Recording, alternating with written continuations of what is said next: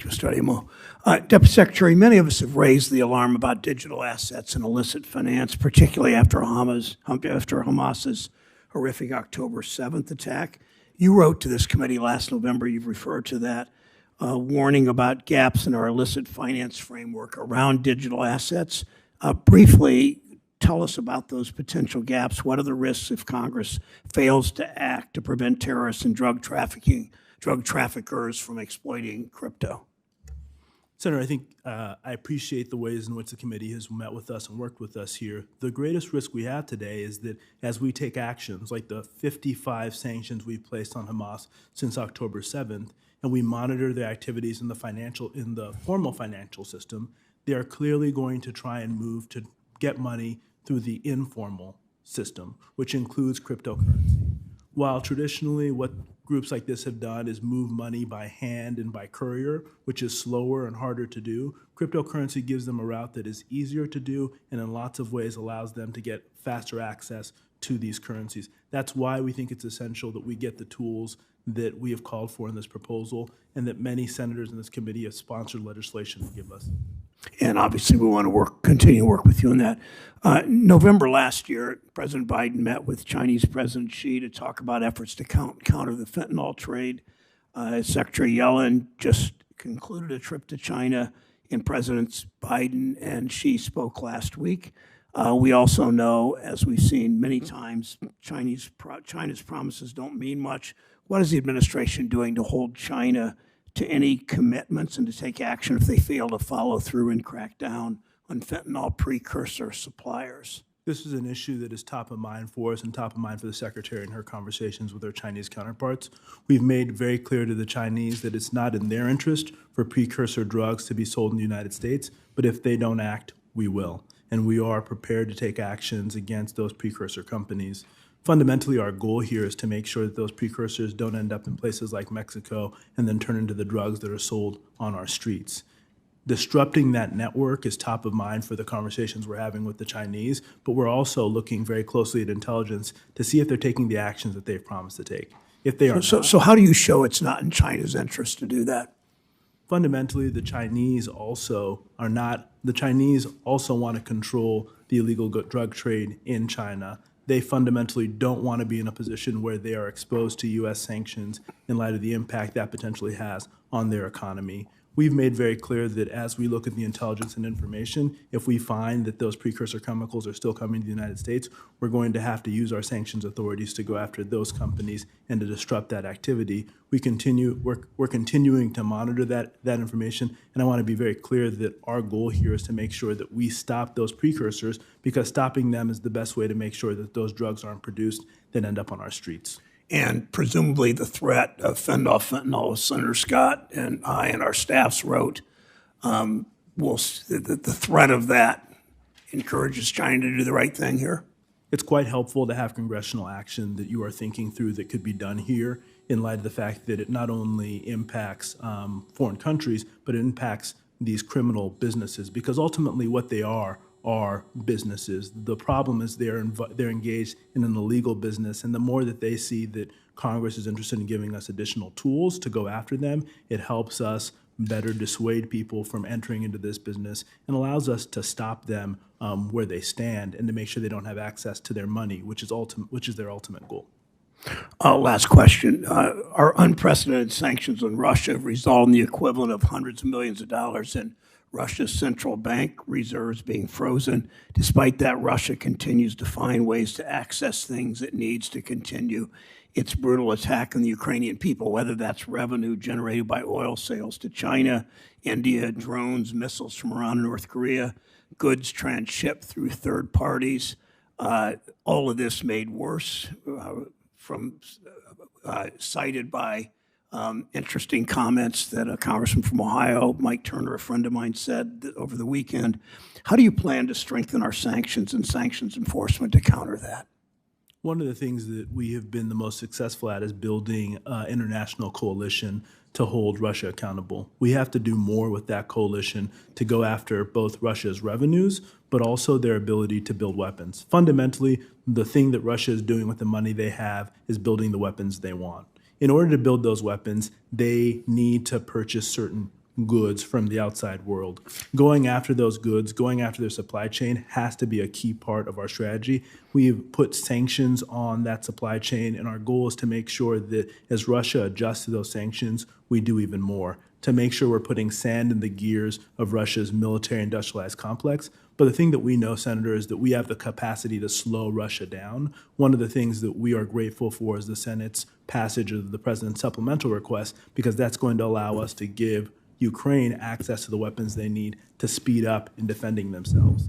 But we're going to continue to do what we can to make sure that we reduce Russia's revenues and reduce their ability to build weapons using our sanctions. It's key that we do this in a multilateral way, because what Russia has become adept at doing is trying to find ways to evade our sanctions by not using the US dollar, but using the international system. And the more countries that are part of our coalition, the better as we go after Russia, both in terms of revenues and their supply chain. Thank you. I've run out of time. I was going to ask a question about terrorists and the use of dollar stable coins, but we'll do that in a written question, Senator Scott. Every time Ohioans go to the grocery store, they're paying for corporate stock buybacks and executive bonuses. Prices today are far too high. Families are having a hard time finding a fair price, seeing more of their paycheck vanish into thin air. I hear all the time from Ohioans justifiably angry that when they buy groceries and other basic essentials, they're paying more than they did a few years ago. All of this happens while corporate profits hit record highs. Let's be clear, the fact that prices in corporate profits are going up at the same time is no coincidence. A study for the Kansas City Fed found that corporate profits drove half the price increases in 2021, and profits are still high today. Of course, I want businesses to make money. I want American companies to be the most competitive and most profitable in the world. What I am against is corporate profiteering that funnels money from working people to executives in the form of massive bonuses and stock buybacks. I'm against markets that don't foster competition and low prices. I'm against market manipulation. A family walking into a restaurant or a store should not have to guess what they'll be charged. Someone shopping online should not be paying more for the exact same product because of their online search history. Businesses should create new goods and services that Americans want to buy at prices justified by the cost. And workers, critical for the success of businesses, of course, should be paid fairly for helping the businesses succeed. Instead, the same Wall Street business model that has kept wages low and executive compensation sky high for decades is now pushing prices up too. Corporations use supply shocks from the pandemic and the war in Ukraine as an excuse to raise prices, and they keep raising them. Be clear, they're not charging more because they're paying workers more. Wages are not causing price hikes. Corporations are raising prices far beyond their input costs and funneling those profits to executives, not workers, just like they always do. They've realized when the market isn't free or fair, they can push prices up higher and higher. And they're using tried and true technologies, new technology to refine old ones, to charge those higher and higher prices and get away with it. When they're talking to their Wall Street investors, they admit what they're doing. On an investor earnings call, one CEO of a major American company said, consumers are tolerating frequent price increases well. You hear that, consumers are tolerating price increases. I'm here to tell CEOs that working families cannot tolerate unfair price increases. Price gouging isn't new, but it's getting easier and easier to conceal. By now, we've heard what the media dubbed shrinkflation, where corporations shrink their products but keep the prices the same or even raise them. The rolls of toilet paper have fewer sheets, but they didn't lower the price. The package of Oreos has fewer cookies in it, but the price stays the same. The trick isn't new, but it's getting worse. What's next? Will they shrink the amount of cream in the Oreo cookies? Will double stuffed become half stuffed? Companies use advances in technology to find new methods of price gouging. They're now using new pricing strategies and data collection to charge more. They call these tactics dynamic pricing and personalized pricing algorithms. Dynamic pricing, personalized pricing. You know, some corporate PR firm is really proud of those terms. Customers don't want their pricing personalized. They want it to be fair. They want it to be transparent. They want it to be as low as possible. Gone are the days when Americans simply could walk into a store having a clear idea of what they were about to pay. It's not just the act of walking into a brick and mortar store that's nostalgic. It's the notion of predictable, transparent prices. With online retailers, the price can change every day or even within the hour, sometimes dramatically. They spread the technique to brick and mortar stores, adding electronic menu boards to restaurants and digital price labels to shelves so the corporation can raise the price at a moment's notice. It's frustrating. It makes it impossible for people to compare prices and shop around. Key ingredients in any fair, open market. Families with fixed budgets can't afford to walk into the grocery store, into a pharmacy, not knowing how far their paycheck will get them. Big tech has exported their data mining business model to retailers, and that has made all of this even easier for companies. As more people shop online, retailers learn more about browsing and shopping habits all of us have by collecting every bit of our online data. They can charge you more based on your search history. You start shopping around to try to find the lowest price on a new washing machine. Online retailers realize you're in the market for appliances, start showing you higher and higher prices, spying on people, charging them more for the products they need. It's not innovation, it's price gouging.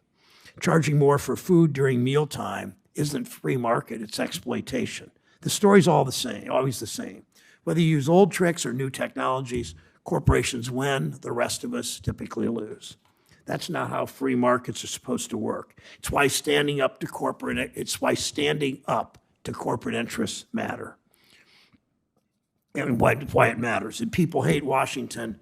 People hate Washington because too many politicians in this town over and over and over do corporations' bidding. Took us more than a decade of fighting the drug companies and their lobbyists and their allies in Congress to finally lower drug prices and to cap the cost of insulin at $35 a month for seniors. Almost nothing we've done elicits the kind of reception that I get when I talk about lowering the price, capping the price of insulin at $35. Yet look how hard it was in this country because so many of my colleagues were doing the bidding of corporate interests, doing the bidding of big pharma, day after day, week after week, month after month, year after year. But consumers had a victory when we capped the price of insulin at $35. We need members of Congress to grow spines and stand up to more of these corporate lobbyists.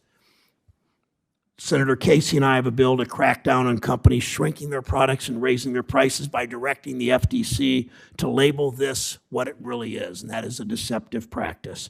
We need our colleagues to join us in efforts like this to lower prices, to stop these tactics that distort the market and stifle competition and make it harder for Americans to afford the cost of living. All for joining us, to our three witnesses whom I will introduce in a moment.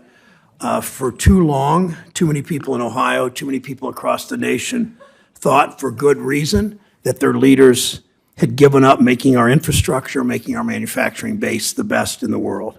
Congress is inaction, and the empty promises of presidents of both parties left Americans to fend for themselves as they swerved to avoid even bigger potholes, as they bypassed dilapidated bridges, as they dodged chunks of concrete falling from decaying overpasses, as they waited longer and longer for buses that were getting older and older. Americans saw the consequences of years of congressional inaction and presidents' broken promises. And they watched as other countries, our competitors and our adversaries alike, added high-speed rail, built better roads, upgraded their water and sewer, installed 5G networks. Our failing infrastructure was only compounded by a misguided tax and trade policies that shuttered factories in places like Zanesville, places like my hometown of Mansfield, and places like Kathy and Mike Knisely's hometown of Lima and Chillicothe, and jobs shipped overseas. Last week's hearing, I talked about how our economy and national security interests are interconnected. Ensuring that the United States leads the world in producing semiconductor chips is critical to both our entire economy and our national security. Because of the work of many of the senators on this committee, we've passed the Bipartisan Infrastructure Law and the CHIPS and Science Act. But people don't really care that we passed a bill. That's sort of inside baseball. They care about results. Today, let's look at the results.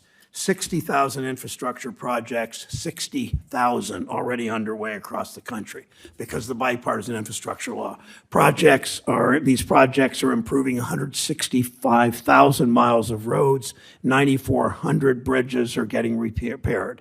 Every state is benefiting. The Mobile River Bridge in Alabama is getting improvements. Rural and tribal communities in Minnesota and Iowa and other states are getting new buses and vans. We're making bus and rail stations that were built before the Americans with Disabilities Act finally accessible in places like Philadelphia and Cleveland. 6 years ago, Rob Portman and I introduced the Bridge Investment Act to replace or repair the hundreds of bridges in Ohio and thousands around the country that in many cases had serious repairs in literally decades. Now, because of the years of work we did that culminated in the bipartisan infrastructure law, we're finally building a new Brent Spence companion bridge over the Ohio River. We're replacing the 90-year-old Western Hills Viaduct, crucial to Cincinnati. Brent Spence, for example, a critical link in the supply chain network, transports 160,000 cars and trucks and $2 billion in goods every single day. That's 3%. Think of that, 3% of the country's entire GDP. It's part of the fabric of the city of Cincinnati, helping to create the vibrancy of one of America's great cities.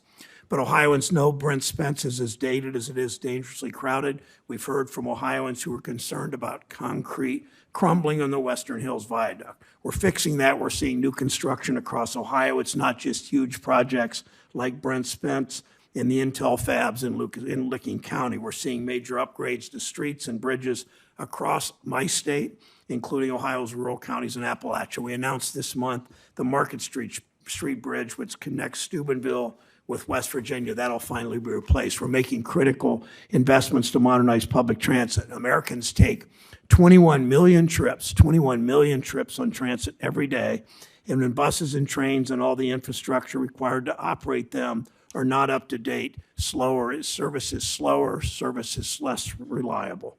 Think about this, imagine driving the same car every day for 40 years. That's what operators on Cleveland's RTA in its 60 cars have been doing for years, running the newest of these 60 cars is 40 years old. In Cleveland, I met with workers whose job it is to maintain rail cars that date back to the Reagan administration.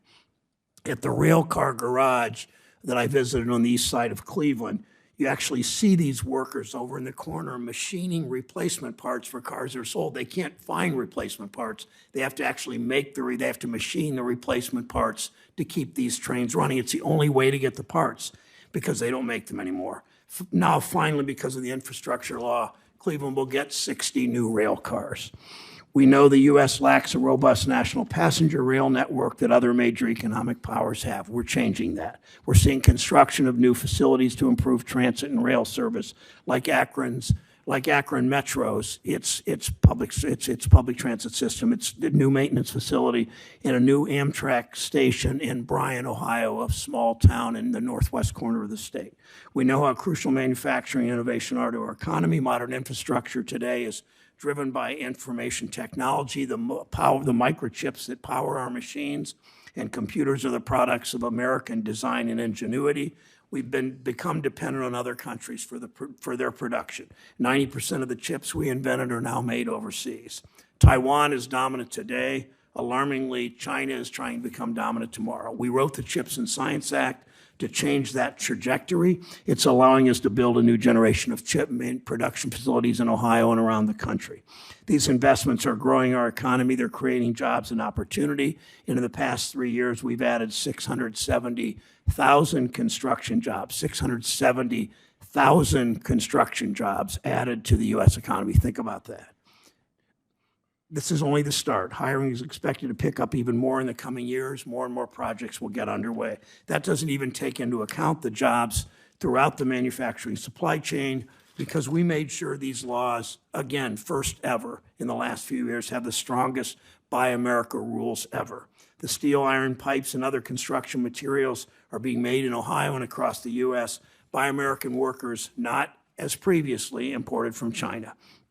Pipe fitters, bricklayers, ironworkers, steel workers, carpenters, machinists are good middle-class jobs with high wages and on-the-job training opportunities where you can develop a craft and build a career. One of the highlights of the last few years for me was I saw Mike Nisley in Columbus. He's the Secretary of Treasury of Ohio State Building Construction Trades. He represents the men and women who are doing the real work on these projects.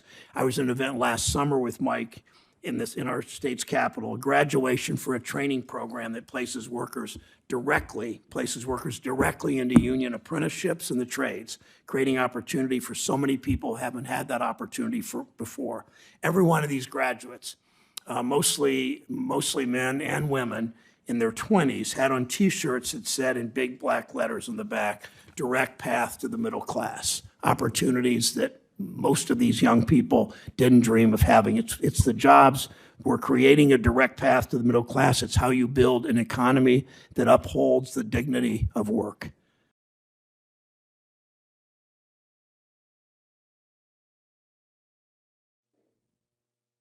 Senate Committee on Banking, Housing, and Urban Affairs comes to order. Senator Scott, welcome. The three witnesses, welcome.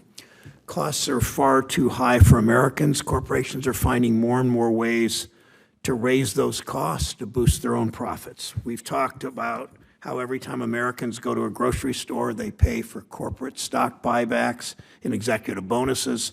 Last week, we looked at how companies use the latest technologies to jack up prices for consumers. This week, we look at junk fees. These are surprise, although not that much of a surprise anymore, often last-minute charges that drive up the cost of products, have no justification or connection to anything other than their quest for profits. Think about that hotel room you booked that has a bunch of mysterious charges at the end. Or that time you paid your credit card bill over the phone so you wouldn't be late, but were charged a convenience fee. The only thing that fee is convenient for is the bank's bottom line. Or let's say you're looking for an apartment, you finally find one with affordable rent, but when you get a look at the lease, you realize that between the maintenance fee and the trash fee and the mysterious convenience fee, the actual rent you'll be charged each month is out of your budget now. These hidden add-ons, surcharges, fees, they're all junk fees. They're extra costs that inflate the price you pay but add no real value. They're often hidden. They're only disclosed when it's time to pay. Consumers know what they can afford. That's why we all shop based on price. But when the real price is hidden through undisclosed junk fees, how are consumers supposed to find the lowest price? The answer is they often can't. We hear a lot about personal responsibility and consumer financial literacy in this committee, but no amount of financial education is going to protect someone from a tactic that's meant to purposely hide the real purpose of a product or service. They hide the price. That's the whole point. Junk fees make a mockery of free and fair markets. $32 here, $45 there. Sprinkle in a $10 service fee before you know it, a product you thought was the most affordable option actually is the most expensive. Without junk fees, consumers would keep more of their hard-earned money. They'd be able to better find the lowest price, which is how you really should promote competition to bring costs down. That's why the CFPB has taken long overdue steps to reduce costs and fees and make them more transparent. CFPB took a major step toward reducing costs for consumers when it issued its credit card late fee rule. Credit card late fees are the most costly and frequently applied junk fee. According to one report, 1 in 5 adult Americans, an estimated 52 million people, paid a credit card late fee last year. By law, credit card late fees are supposed to be reasonable and proportional. That's what the law says, reasonable and proportional to the costs that companies incur for late payments. So be clear, there are massive trillion-dollar Wall Street companies. The idea that you're missing your payment due date by a day or two is imposing some huge cost on the credit card company is just patently ridiculous. Sure enough, CFPB found that credit card companies are charging consumers more than 5 times their cost. By 2022, that meant credit card companies charged consumers $14.5 billion in late fees. That's up $3 billion over the previous year, and who knows what next year will be. The new action by the CFPB will lower credit card late fees that the largest credit card issuers can charge down to just $8 if it stands. This will save Americans more than $10 billion in fees each year. Of course, the biggest banks oppose it. They trot out the same old complaints we always hear every time anyone tries to do anything that might just cut into Wall Street profits, just even a little bit. They whined in 2009 when we passed the we passed the Card Act to lower some fees and increase transparency. Surprise, surprise, the sky didn't fall. Consumers still have access to credit. And of course, credit card companies still make billions in profits. Of course, it's not just credit card late fees. Junk fees are piled on top of all sorts of services and products. CFPB found that some auto loan services charge $1,000 in repossession fees, almost 3 times the average repossession cost. Unsurprisingly, some owners never recovered their cars because $1,000 is an amount many working families cannot afford out of the blue. Rental housing. Junk fees that are added to the advertised rent can make the actual rent paid unaffordable. We've seen cases where the advertised rent grows hundreds of dollars a month once all the fees are added on top of the rent. Application fees, utility deposits, trash fees, fees for the young man in my office pays a fee for the honor of paying his rent. Fee after fee after fee after fee. Imagine a family getting approved for a place they think they can afford, but then getting several $100s of surprise add-on fees when they go to sign their lease. Most renters can't afford these massive price increases, but they may not have an option once they paid all the upfront costs and set their move-in date. Be clear. The entire point of these fees is to hide the true cost. They could just list the rent for what it is, but they don't, because they want to make it impossible for families to actually, as they survey where they want to move, to actually find the lowest rent. It's not a free, fair market. It's a rigged system. We need to continue working to expose and crack down on those fees that are raising costs on Americans to push already high corporate profits even higher. We need to defend the CFPB's work that has refunded $260 million to consumers for unlawful junk fees already saved that money and will save consumers billions in the future. Corporations raising these prices have armies of lobbyists to fight for them. At the beginning, I said people, when they go into the grocery store to shop, they're paying for stock buybacks and bonuses for executives, not too different in this world, in the banking world, in the apartment world, in the car repossession world. Our job is to stand up to those corporate lobbyists to work for everyone else so that consumers can actually keep their hard-earned money. Sarah Scott. Let's start with Mr. Rust. Working families have real budgets. They have to stick to. Junk fees do not allow them to know the true cost of a product, making consumers pay more than what they're budgeted for. Last week, CFPB released a report finding that consumers pay more for products with, shall we say, complex pricing structures. Mr. Rust, a couple questions. What are some of the most troubling junk fees you've seen in financial services and in rental housing, and how do these hidden fees affect people's ability to find the lowest price and stifle healthy competition between businesses? Thank you for your question. I think the point of complexity cannot be overstated. This is an issue where it becomes difficult to comparison shop because you don't know all of the costs ahead of time. I do find it stunning to see leases where there are scores of fees added on top of the original rent. That makes it that people could actually apply for an apartment, think it's affordable, receive an invitation to move in, and then discover that, in fact, it was too expensive. Credit card late fees, that's $14.5 billion a year. Overdraft fees, similar. And then just the myriad of fees that people pay at any point in time when they're having a struggle. I think you see this with captive arrangements. I listed about 10 kinds of fees that are also involved, but there are more. So I'll stop there. Thank you. And I appreciate your comments about complexity. I appreciate Ms. Madry's the way she runs her credit union, and credit unions overwhelmingly in Ohio, I see the same way. They explain their members, to explain to their members better. They keep a simple structure.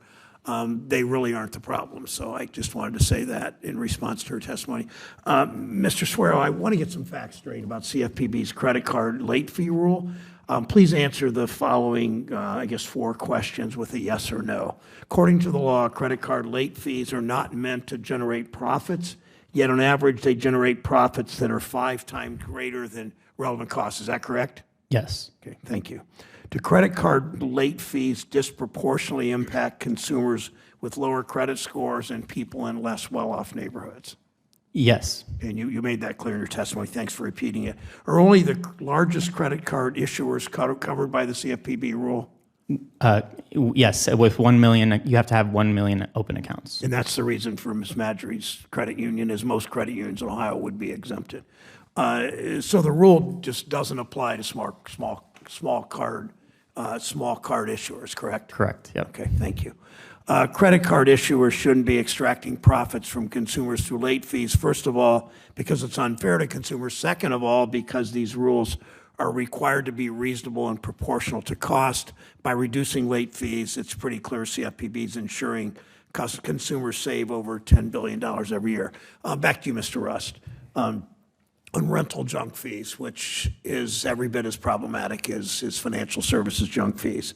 In rental housing, they're raising already far too high housing costs. Companies charge renters all kinds of fees: application fees, processing fees, convenience fees, notice fees, and I'm sure you could cite several others. Some renters report even being charged a January fee, a fee for just being in the month of January, unbelievably perhaps. Mr. Russ, can you explain the types of fees that renters face, the challenges these fees create for renters shopping for a place they can afford or manage their expenses once they sign their lease? So thank you. And to be honest, I can't explain the fees. They seem unexplainable, right? But the truth is that I think it reflects a power imbalance. And I would say that if we had more housing supply, perhaps landlords wouldn't be attempting to extract these kinds of fees from consumers. But in the moment when there is this vulnerability, they are. I think the point about comparison shopping, it is so hard to determine how much you're really going to pay. That doesn't make any sense at all for our economy. Okay, and again, that speaks to what Ms. Madry said, that you can comparison shop with her because they make it clear, they're simple, they're exempt from this rule. I'll point that out, as she acknowledged, but it makes it that much more complex in the larger institutions that really are the ones that extract that levy the biggest fees and the most frequent fees and are the most onerous to moderate income people and to everybody. Mr. Swaber, you want to add anything on to what Mr. Russ said? Yeah, pointing out that there's sometimes in this, similar to the rental housing market and housing in general, in banking, a lot of people are finding themselves without a lot of options. And so the same dynamic applies here, where if you need an account or you need a loan or you need a credit card, but you only have 1 or 2 options to choose from, you're going to have trouble. You're going to pay what they're going to offer because you need that account. So it makes it more difficult to comparison shop, and it makes it easier for the financial institution to raise costs. Welcome, Chair Paul. Nice to have you back. Good to have you first this time of year. Ohioans know, Americans know, that our economy fundamentally is not a fair playing field. Instead, we have a David and Goliath economy where the largest corporations use their power to funnel all the gains in the economy to the top, aided and abetted by too many people in this room. Corporations squeeze every last penny from Americans' pocketbooks and workers' paychecks. They don't even try to hide it anymore. The biggest corporations are charging more for less. Americans are frustrated. No, actually, Americans are pissed off. They have fewer and fewer choices. Those choices cost more and more. Keeping prices down is part of the Fed's mandate, but as many of us have made clear, the Fed's main tool to combat inflation, raising interest rates, does nothing to address the biggest causes of rising prices right now: corporate greed. Keeping rates too high for too long threatens workers' paychecks while keeping other costs high, particularly housing costs. Housing prices and rents continue to go up. It's no surprise that since the Fed began raising rates, the amount of income families need to qualify for a mortgage has nearly doubled. Homeownership has long been a bedrock of our middle class, but today fewer and fewer middle class families can afford to buy a home. Higher interest rates are making our country's housing supply shortage worse, not better. We need more housing construction of all types. Higher rates lead to the opposite, and particularly make it harder for multifamily construction to work financially. Higher interest rates make borrowing more expensive for working families, whether it's for a mortgage or a car or anything else. Most people don't have the luxury of paying for everything in cash. And for the millions of Americans feeling their budgets stretched by higher prices, taking on credit card debt to pay for groceries and other essentials has become an option of last resort. But as more people struggle to pay down their debts, credit card interest rates are reaching all-time highs. Last month, Director Chopra testified in front of this committee and explicitly stated that credit card issuers are charging higher rates far beyond what they need to cover their costs. Corporate greed rearing its head again.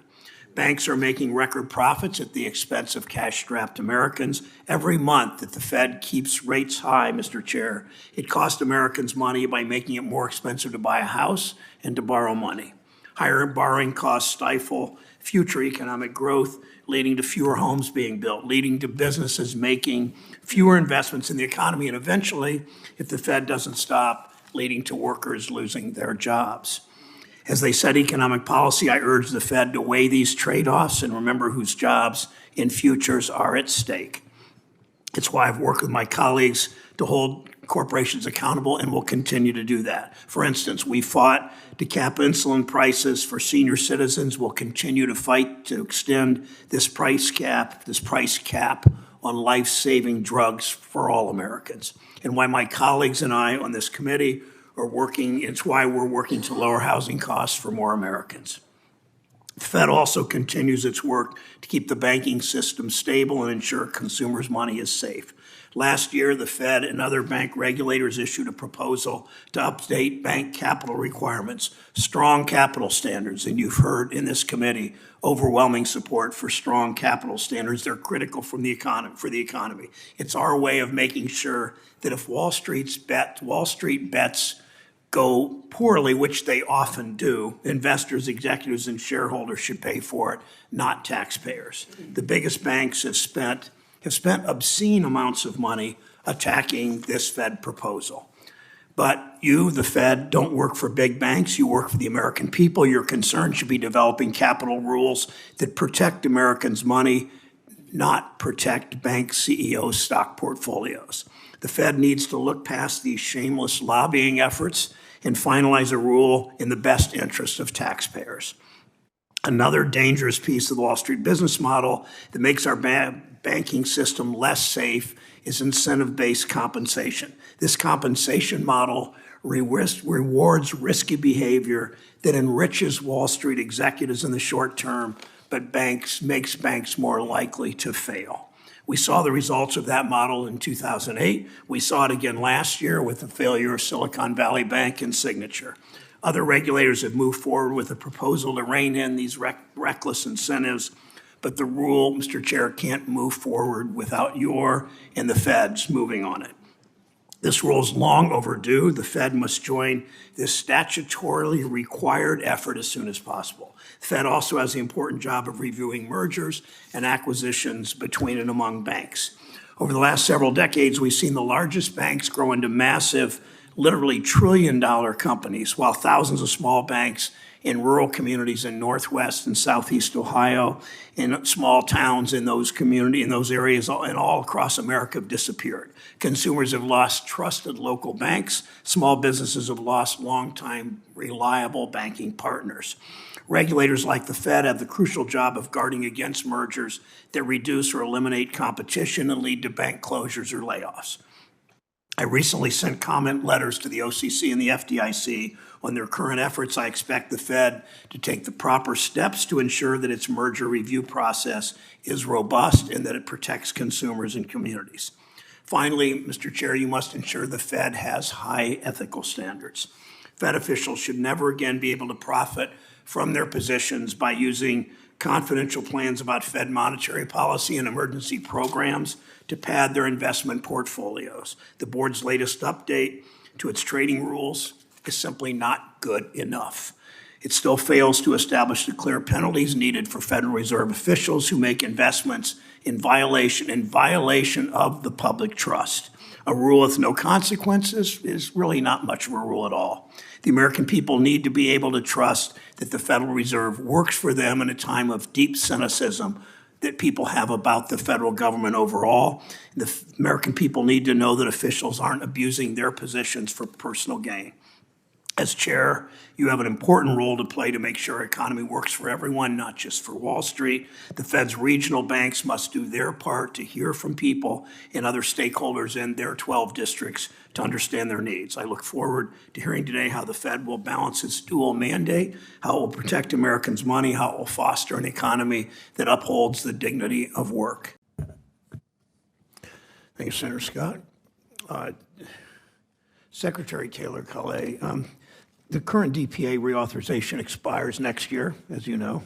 Senator Ranking Member Scott and I filed an NDA amendment that would extend the DPA. Describe, if you would, why it's a critical tool that needs to be reauthorized and how DOD uses its authorities. Thank you, sir. Again, as you noted, DPA reauthorization is a priority for the Department of Defense. We use the DPA, all 3 titles, daily. A lapse would ultimately impact our warfighter needs and the ability of our, particularly our industrial base, to address some of the long lead items, long lead times for critical defense components, and would ultimately, again, impact our warfighter. Annually, we use Title I over 300,000 times to prioritize and allocate some of these urgent defense critical components and resolve supply chain issues. Without reauthorization by next year, we wouldn't be able to do that. We also, use Title I really at no cost to the taxpayer. A lapse would impact our prioritizations, not just for us, but also with our allies and partners. We have over 20 security of supply arrangements with key partners and allies across the globe. Those security of supply arrangements have been used with Israel. They've been used for Ukraine. With Title III, would also impact industry. It will impact small businesses. 40% of our Title III DPA awards go to small businesses and non-traditional defense suppliers. We're using the Defense Production Act Title III to expand and bring more non-traditional companies into the defense ecosystem. Without Title III awards and the reauthorization of DPA title in general, we wouldn't be able to do that very important work. Thank you. Secretary Rosen, 2018 Congress gave CFIUS the authority to require mandatory filings of foreign investments in critical technologies, as you know. Since then, we've seen increasing attempts by malign actors to target U.S. critical infrastructure. It's why I'm pushing to give CFIUS the ability to require mandatory filings. We need to know about these investments. It should not be optional. We filed an amendment to NDAA to do this. Would CFIUS talk through whether CFIUS would be able to better protect the U.S. from dangerous foreign investment if it had the ability to require these mandatory filings for transactions related to infrastructure? Senator Chairman, thank you for that question and for your leadership on these issues throughout. You bring up critical infrastructure. It's a core component of what FIRMA was all about. It's also a core component of what CFIUS reviews and looks at on a regular basis. It is true that certain filings of critical infrastructure investments are mandatory. And I think the more, as a general matter, we want to make sure that we are seeing investments into places like critical infrastructure that raise national security risk. I think the challenge is figuring out how do you do that in a way that mandatorily requires what we need to see, what we want to see, but sort of weeds out some of the broader noise. And I think there's ways that we can do that through regulations and otherwise. And so we're committed to working with you on that effort, and we appreciate you spearheading that. Thank you. Secretary Harris, the administration's taken steps to establish a targeted program to ensure outbound U.S. investment doesn't strengthen China's ability to develop certain critical technologies. Describe, and as you know, Senator Casey and Cornyn have led a bipartisan effort to codify an outbound investment program. Talk to us if you describe why the administration has taken a sector-based approach in its outbound investment program. Thank you, Chairman, for that question. We're trying to take a very deliberate and narrow and tailored approach to address a national security risk, and that is certain outbound investments supporting the development of certain sensitive technologies in a country of concern. That is U.S. venture capital or private equity supporting the development of, say, sensitive semiconductor technology or AI-related applications in a Chinese startup. We've been consulting very broadly with hundreds of stakeholders throughout the development of this program, and our belief is that with this sectoral approach as we define it, it can be most administrable and most impactful, but also most narrow. Our goal here is to address that tailored threat while minimizing broader unintended impacts. Thank you. Senator Van Hollen is recognized from Maryland. Ms. Harris, it's easy to look at the data on scams and frauds and see a pretty scary story. 18,000 scams reported in Ohio last year, according to the FBI, $100 million in losses. But like everything, we do a lot of things with that and statistics here, but it obviously affects individuals, and every individual has a story. To run through kind of the human toll of scams for Cuyahoga County residents. Well, you know, when scammers are able to, you know, to take a huge chunk of someone's life savings, it really is life-altering for them. First of all, they had saved money for their retirements, as you had mentioned, and it's no longer available to them. Second of all, there is a lot of strife within the family. Grown children are very upset when older people lose money to scams. We all have this picture of what scam victims are supposed to be. They're like super vulnerable people who aren't anything like us, you know, aren't running around doing errands, doing work. But the truth is most scam victims are very much like us. They're vibrant people living lives. And these people who have savings set aside, they plan to use it through their retirement, and now it's gone. So what we see is then grown children having to take money out of their savings, out of their kids' college funds to help their parents who were really well set, help them do daily expenses because now they're living check to check. In addition, you know, I think, you know, it's a great point that this causes depression in older people. It's traumatizing to realize that you believe something so fully that you handed over your money to someone. And it's hard for us to get our heads around how we as thinking people could do that, but it happens to people all the time. And it happens to young people as well as old people. But it's truly devastating, and it rips families, really rips them apart. Thank you for sharing that, similar to what Ms. Nofziger said. Ms. Nofziger, Americans know to use common sense about scams, to ignore fish emails. People are pretty good at that, I think. But I'm concerned that scammers are getting more sophisticated, more professional, more high-tech than ever, making it harder for people to protect themselves. How are the risks of fraud and scams changing? And in your experience, what have you seen with technology and more sophistication? Thank you for that question, Senator. In my opinion, a scam is a scam and a fraud is fraud. So even with the onset of technology, still at the basis, what they're after is your money or your personal information. And so what we really try to do at AARP is help people understand what the ask is.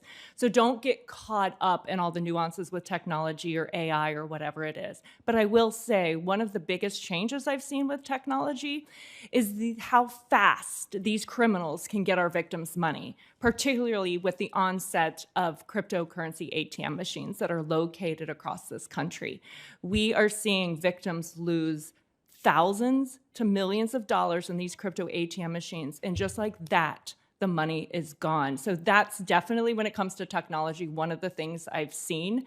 But again, fraud is fraud, and we just need to listen for the ask. If they're asking you for personal information or money, it's a scam, and run away. Yesterday, thank you for that. Yesterday, I met with a group that comes in every year to see me, usually twice a year, a number of people from the Ohio Credit Union League. And these are people that run credit unions in all parts of the state. And they were talking about exactly that, which is a pretty new phenomenon. One last question. Ms. Harris again, thank you.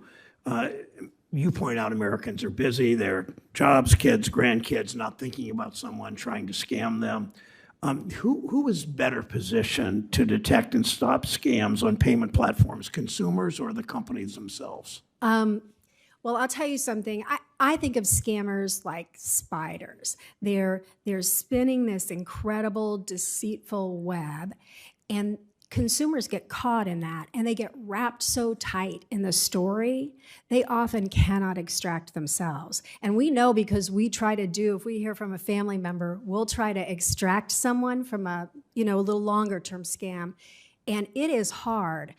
We know consumers tell us sometimes that a police officer talked to them and told them they thought something was a scam, but they were so trusting of, I guess the scammer had built such a bond with them that the consumer then walks away with the phone and says, okay, a police officer just told me that this was a scam. Are you a scammer?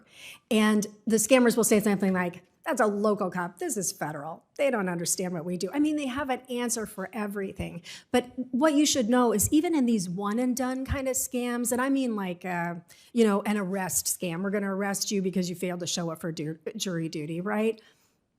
Those people are, they're on the phone with scammers, keep them on the phone for 3 and 4 and 5 hours. They are so wrapped in this story, they are incapable, in my opinion, it would be impossible for all people who encounter scams and engage with scammers to pull themselves out of that. They cannot do it. There needs to be something beyond that stops the scam and stops the damage until they can just step away from the panic that they feel and, see their situation from a different viewpoint. And that doesn't happen with things like crypto or these instantaneous payments. And payments, there are so many new kinds of financial payment systems that are growing up through the cracks of regulations. I mean, the rules don't always go over them, right? But also consumers themselves. When a scammer tells someone, this is a government account, and you're going to go to a government kiosk, which is actually just, a machine that's crypto equipped, people think, well, okay, that sounds reasonable. And sometimes scammers who, can get remote access to people's computers, they'll say, well, you need to log onto your account because there's something wrong with your account. So people log onto their bank account, right? And they say, well, there are all these payments that are coming in. So they'd say, type in these codes and I can show you. Then the scammer has access to the computer, and what they're able to do is they reach in while the consumer is on their looking at their checking account. They reach behind that, they pull money out of their savings, they drop it into the checking account. And so the consumer sees with their own eyes, oh, there was a big payment. That must have been from drug traffickers because I didn't make it. There are so many levels of deception. We have got to help people. It's pretty clear from your answer, because I asked your the company's better positioned to spot fraud. It's clear they are. Sorry, I didn't Okay, answer that's that question at all, but thanks. That's fine, I get it. So my time's run out. Senator Brett, you got us. Mr. Nisley, start with you. For decades, we've seen corporations follow the business model that pursued growth by closing factories, shipping jobs south and then overseas, always in search of cheaper wages. It's devastated the hometowns of each of us, of Lima and Mansfield. We passed the bipartisan infrastructure law in part to create the types of jobs that corporations can't outsource. The number of construction workers in Ohio is at a 24-year high and growing every week. You note that when people bring home a steady paycheck, the entire community feels the benefit. I love what you say about generational careers. Talk about how these projects create the kind of construction jobs that lead to these generational careers. So if we could talk about the CHIPS Act, can we talk about that, Senator? Sure, of course. So the Intel factory, I worked intimately with the company as soon as the announcement was made in Newark, Ohio, in late January of 2022. And my job here in Ohio is to keep our 100,000 members to work every day through policies and some politics with this, but also by working with the owners on this.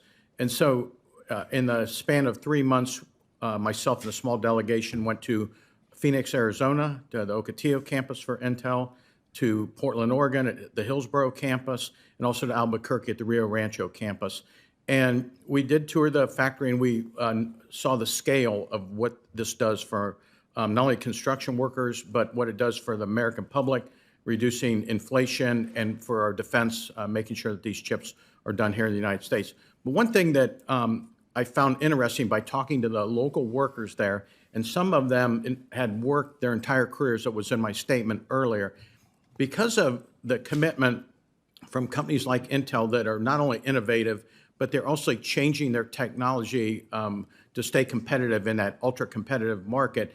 It made a generational career for the pipe fitter or the electrician or the sheet metal worker that was in that local community. And some of them actually had 3 generations on that project due to this generational change that we're going to see. The same thing in Columbus, Ohio. And so because of the CHIPS Act, that is now created that same dynamic in Columbus. We're building the project right now, but we know that right after, they call it phase 1, which is 2 fabs, the CHIPS and Science Act actually created the opportunity for 3 more phases, or another $80 billion in investment in the Central Ohio region. We know that that will now create that same model that we saw in the 3 other regions across the United States. Thank you. And we have talked a number of times, Mr. Nisley, about the federal government helping to support workers, especially young people considering entering the trades. So I may ask you another question on the record about later about that in writing, just because of time. Mr. Coase, before we passed the bipartisan infrastructure law, big projects moved slowly or didn't move at all. We had seemingly forgotten how to build things in this country. That's why Senator Portman and I bipartisanly worked on this so much in Ohio, because we knew that it would actually result in speeding things up and making things happen. I want to talk to you about briefly Cleveland. The city's next transformational project is connecting downtown Cleveland to Lake Erie because of a large freeway and railroad tracks, and we know what interstate construction did, dividing communities, often communities of color. Because of that large freeway, because of railroad tracks, generations of Clevelanders have grown up near the lake but unable to access the lake. This project will help change that. If DOT's current competitive grant programs don't continue, what happens to the transformational projects, like in one of our America's great cities like Cleveland's, that our cities, counties, and states are developing? The short answer is those projects sit on the shelf. These grants provide not only capacity to local governments to partner with private sector. I know that particular project is working with Bedrock and so many other private sector interests to think about how to do transformative projects. In addition to that, that means less people able to get jobs through these programs.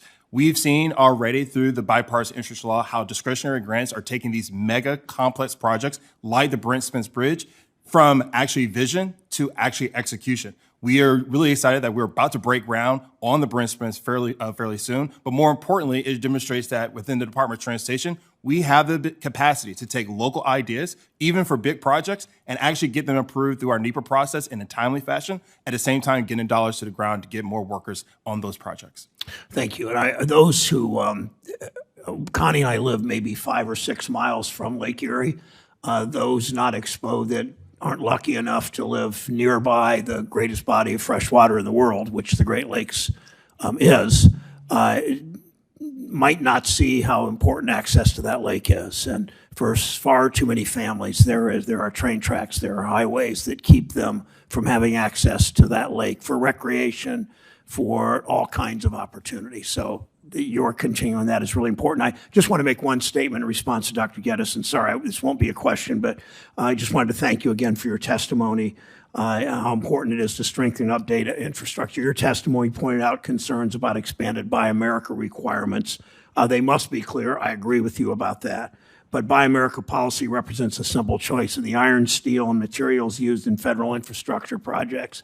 In Ohio and South Carolina, made there or is it made in China? And I think it's pretty clear what the American people want if we're spending taxpayer dollars on infrastructure. I think the steel and pipe we use needs to be made in the United States. So thank you, all three of you. Senator Scott.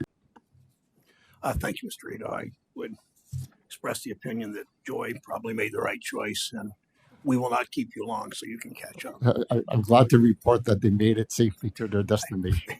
I'm not suggesting what my colleagues ask about, but you may not get the most questions on this panel. But nonetheless, you should stay here for the entire panel.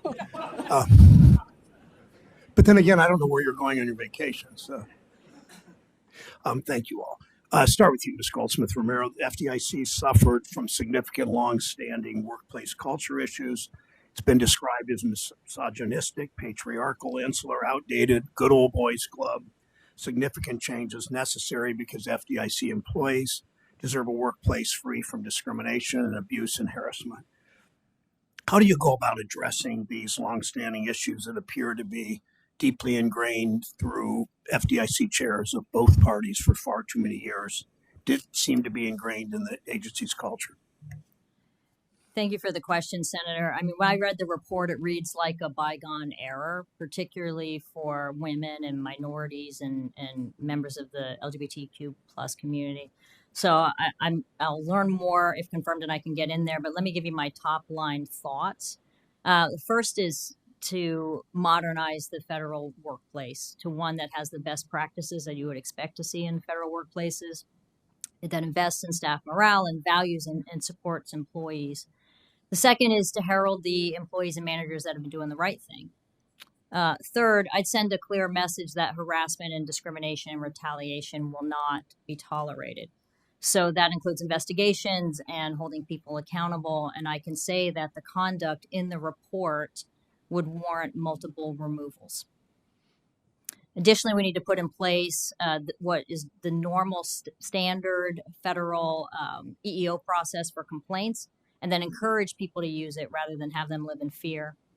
I would change the litigation adverse culture so that problems could be addressed right away rather than moved around or kick the can down the road. And then the era of each office being a fiefdom would be over. There would not be 70 plus FDICs. There'd be one FDIC with all employees in all offices following the same rules, the same way. Thank you. You discuss how your tenure as at SICTARP informed your understanding. Informed your understanding of our banking system and prepared you to lead the FDIC into its next much better chapter. Yeah, thank you, Senator. SIGTARP was really deep into banks at the worst time in our nation's history. We were inside the same confidential supervisory privilege that FDIC and other regulators hold. And we were dealing with failed banks all the time and banks that were in trouble. So we were actively monitoring all of the 700 plus banks in TARP, making recommendations to Treasury. A lot of those were community banks that were having trouble getting out of TARP. And we were following all of that and following their health and condition. In terms of our investigations, and we prosecuted more than 100 bankers, more than 90 bank borrowers who hurt banks. And so we would go into banks just like a bank examiner does. We would analyze all the bank's books and records, the examiner's records. We'd be talking to banks, employees and management, as well as the examiners. We'd be using our proactive data analytics-based system to trend out call reports and be looking at CAMEL's ratings and really trying to identify areas of risk, how banks were managing with risk, and then following whether they were following the regulatory rules or not. And then on the largest banks, I did a lot of work on systemic risk, capital, liquidity issues, things like that, and then served on a council of IGs with oversight over FSOC. Thank you. Listening to you, having talked to you before, and I know you talked to a number of senators in both parties, and looking at your experience and background says to me there is no question, there is no real reason to oppose you except for partisan reasons. And I hope the committee rises above that. Ms. Crenshaw, I'm running up against the clock. We'll have time for one question to her. Ms. Johnson, Mr. Ito, I apologize for that. We will get you written questions.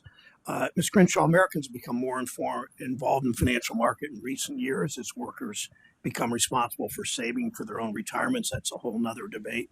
But the system's often rigged for Wall Street against everyone else. We know that most of inflation in this country is because of corporate greed. We see all kinds of signs of this is a system for Wall Street more than for workers.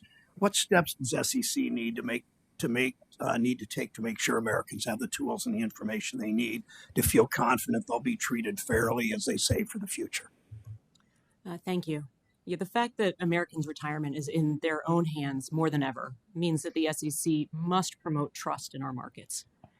We do that by reducing bad actors, ensuring truthful and appropriate disclosures, and making sure that market participants play by the rules, all of them. This helps maintain confidence in the markets so investors know it's a safe place to put their money.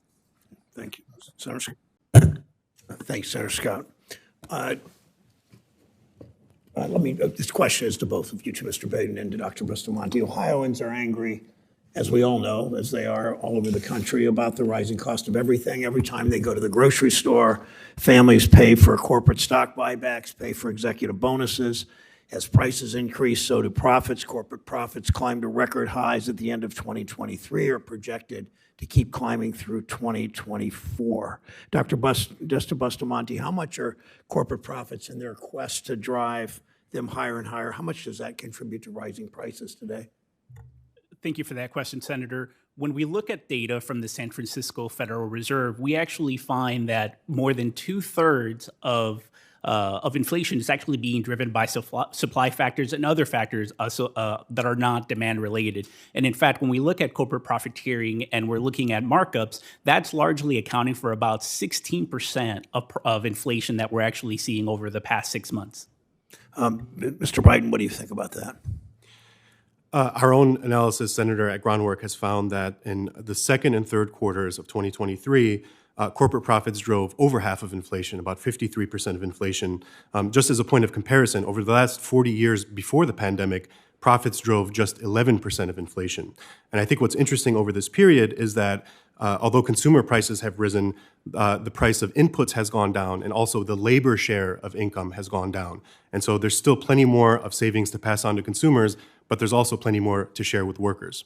And what you said tracks with a report that I cited earlier on the Kansas City Fed. Mr. Biden, you spoke about higher profits are contributing to higher prices.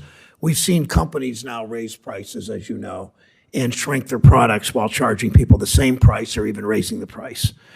This means people are either buying less of the things they need or paying more or both. A study found that so-called shrinkflation accounts for about 10% of the price increases consumers experienced. Consumers really don't know how much their money is getting them. Could you provide other examples of how corporations use so-called shrinkflation to make it harder for consumers to find the lowest price? Absolutely, Senator. I think Americans would really be stunned to see the breadth of how many different strategies there are. It really runs the gamut from lowering the number of paper towels that come in a roll, the number of Kleenex that are in a box. It could be increasing the indentation of a drink so that it's, so that less liquid could go inside. It could be discreetly reducing the amount of dish soap in the bottle. And so really, there's all sorts of creative ways. I would also add that in addition to shrinkflation, there's also a practice known as skimpflation, which involves degrading the quality of those products while keeping the price the same. And so we're now seeing a new frontier of ways to deceive consumers into paying higher prices. So talk about technology. What kind of ways it's easier for corporations to charge higher prices, keep consumers in the dark? And can we have free market competition if customers cannot compare prices and can't really shop around for lower prices? Absolutely, Senator. Pricing, as I said, was a fairly simple formula. It took into account the cost of materials, the cost of labor, and some rudimentary analysis about what your competition was up to. And companies would simply stick that final price of that calculation on a price tag, and they would let it be. But today, we are in a totally different era. Technology really enables companies to, number one, surveil consumers and collect data about consumers that, frankly, only our families and God should know about. Things like marital status, ethnicity. And so all of those things are really fed into algorithms that are able to test each one of our sensitivity to price hikes. And the goal is always the same. It's let's find out the maximum price that each individual consumer is willing to pay. Dr. Bustamante, your thoughts on that? Yes, thank you, Senator. What we ultimately know is that when we look at these pricing strategies, they're very much black boxes that corporations are ultimately employing. And that really opens the door for potential discriminatory practices, for practices that ultimately harm families that are already on the brink of having so much financial stress in their lives. Thank you. I wanted to mention next week, in the next hearing, we're going to talk about junk fees. And we know that the complexities of technology and the comments you each made about the employment of these technologies by companies that produce these products make fees even harder to ascertain and understand. CFPB just released a report that found that consumers pay more with complex pricing structures. The committee next week will hold a hearing examining how junk fees hurt consumers and how we can ensure consumers can keep more of their own money. Chair Powell, unemployment has risen by 0.5 percentage point over the past year. The number of job openings has dropped almost 50%. The hiring and quit rates are now below pre-pandemic levels. I'm concerned that if the Fed waits too long to lower rates, the Fed could undo the progress we've made on creating good paying jobs. Full employment is part of the mandate, as you say over and over. How are you assessing the risks of higher interest rates in the labor market? So I completely agree with your characterization. The latest data do show that we've had considerable cooling in the labor market, and we're very much aware that we have two-sided risks now, as I mentioned earlier, and we're determined to balance those as best we can. We want to see more good inflation data, and we also want to continue to see a strong labor market. And those two things are equal under the law. We have this challenging thing to balance them, but we're very much conscious that that is our job, and we're trying to do that.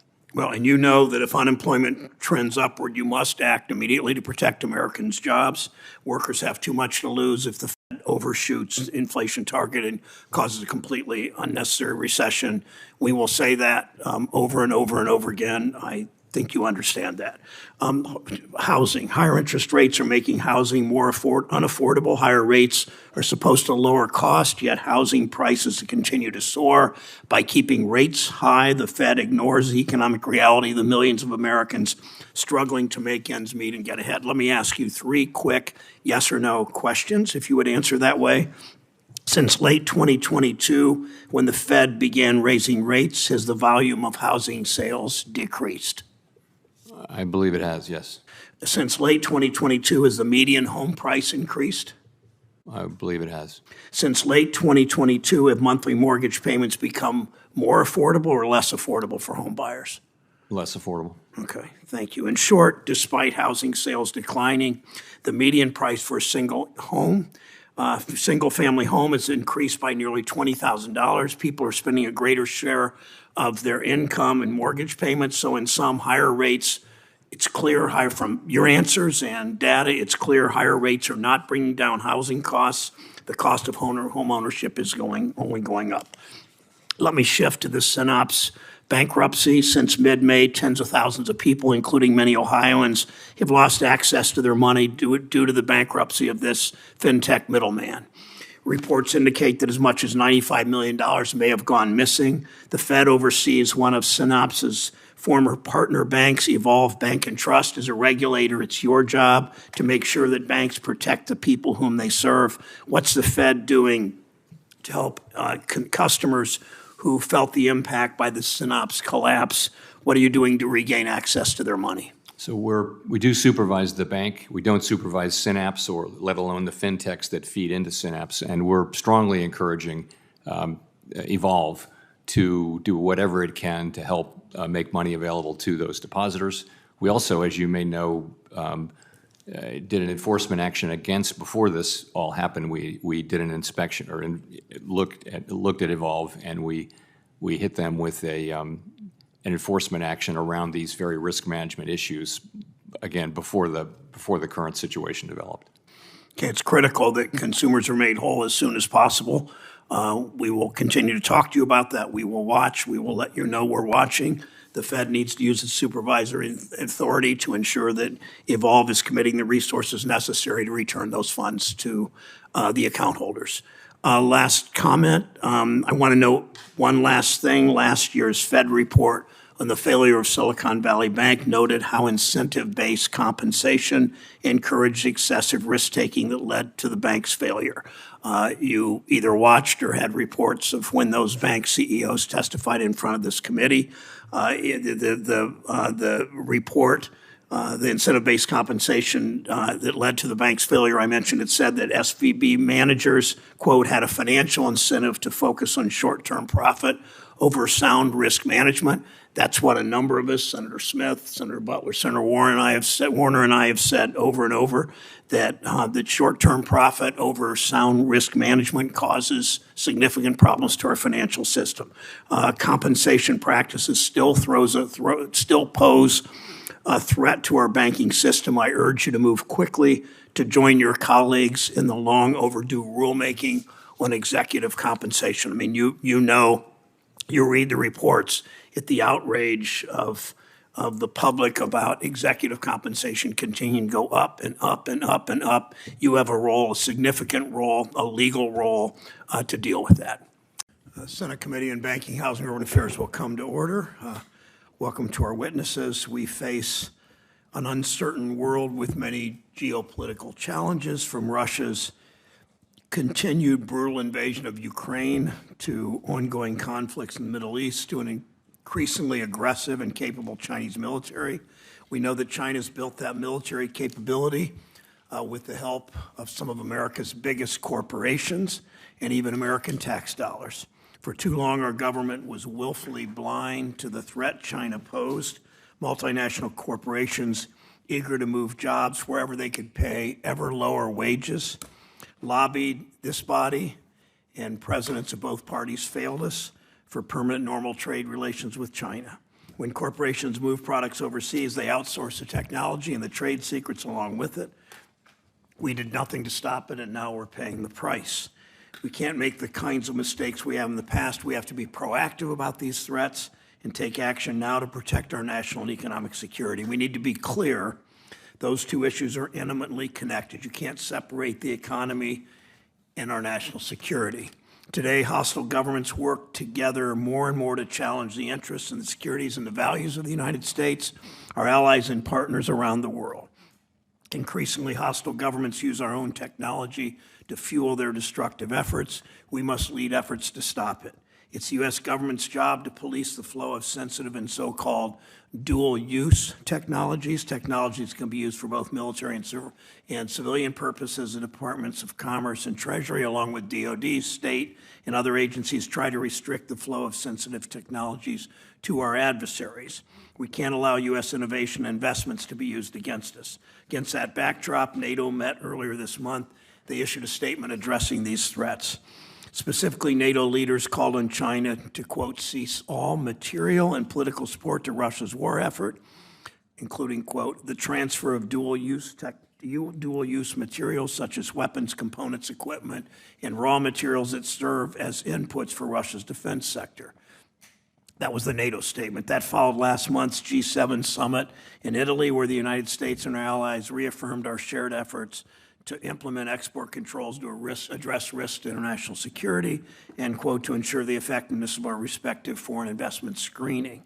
The G7 leaders also noted that measures designed to address risks from outbound investments could be important to complement existing tools of targeted controls on exports and outbound investments. A core element of this committee's work has been to establish and conduct oversight over our export controls, investment securities, and Defense Production Act authorities. Treasury and Commerce have had active and growing caseloads since our hearing last year. They've expanded controls on semiconductors, equipment, and services that could support China's semiconductor ecosystem. They've taken steps to establish an outbound investment program that would enable us to better understand and to stop U.S. investments that build up China's military. They recently issued a proposed rule that would significantly expand the Committee on Foreign Investment in the U.S.'s ability to review foreign real estate investments near military bases like Wright-Patterson Wright-Patterson Air Force Base in Yars in Ohio. It's the kind of action I and many from both parties have been pressing for. I hear from farmers in Ohio near our military installations who are very concerned about this. As we use our export control and investment security policies to restrict China's ability to use U.S. technology and investments to advance their military capabilities and human rights abuses, we must also bolster our own domestic capabilities. To that end, I was pleased to see Dr. Taylor Calais and her colleagues thank you, release the Defense Department's first ever National Defense Industrial Strategy earlier this year. As a critical economic security tool, this committee has jurisdiction over the Defense Production Act, which must play a vital role in advancing that strategy. In Ohio, we know the potential here to harness the talents and patriotism of America's workers to protect our country. For decades, the Air Force Research Lab at Wright-Patterson Air Force Base near Dayton has been the home of the DPA Title III program. Aside from the good work being done at AFRL, the Defense Production Act gives the administration the authority to allocate and prioritize critical materials and to increase domestic productive capacity to address industrial shortfalls. In other words, DPA allows the Defense Department and other agencies to invest in American manufacturing that can support U.S. national security as well as making us more prepared for emergencies. This work couldn't be more urgent. For decades, corporate offshoring and consolidation and restructuring, essentially just another elite business school term for finding new ways to screw workers to increase profits, all weakened our domestic manufacturing sector. Let me say that again. For decades, corporate offshoring, consolidation, and restructuring, all with the aid and assistance of too many members of this body, all weakened our domestic manufacturing sector. Ohioans know well what it's done to cities like where I grew up, Mansfield, our families, our economy. Increasingly, people in this town finally are waking up to how it's weakened our national security. We know when companies outsource jobs, they outsource technological capabilities with them. There's not been enough appreciation for how much innovation happens on the production floor by workers. Over the past few years, we've finally taken steps to reverse that course, passing CHIPS and Science Act, passing the bipartisan infrastructure law. We've increased funding for strategic investments using the Defense Production Act. We can do more. As Congress prepares to reauthorize the Defense Production Act, we need to look at new ways that DPA can support American industrial capabilities and help us revitalize our domestic industrial base to meet current and future challenges. Today, we'll discuss how we're working with our partners to coordinate our export controls and investment security policies and what steps Congress can take to strengthen these authorities. We look forward to testimony from this panel who can update the committee on their important work. Senator Scott.